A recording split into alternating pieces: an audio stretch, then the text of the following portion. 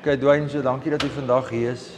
Wat dink jy van die Betafy kompetisie en wat dink jy van hierdie Hilux? Yes, hoorie, ek gaan nou nie vir jou jokkie. Ek het die vorige kompetisie het ek uitgemis op baie Raptor. Baie lekker om te sien, daar het 'n man weggestap met hom. En toe net daarna toe sê hy, okay, ons is die volgende enetjie op die lys. So groot geword met 'n Toyota. Voel amper ek is gemaak in 'n Toyota.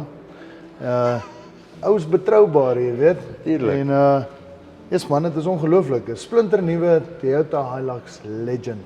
Ja, en die dinge agter dit is FK en Army en Betafy, jy weet, van die proceeds kom na FK en Army toe. Wat nice was om terug te kom na die vorige wenner. Sy vrou het actually gestaan die dag toe hy die voertuig kom haal het en gesê hy het vir 20 jaar lank 'n Ford Bantampie gery. So dis nice om te sien die regte mense kry ook die pryse.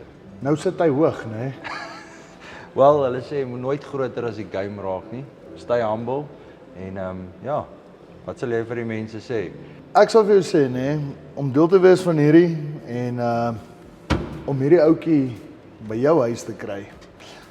Gaan na betafy.co.za en spin.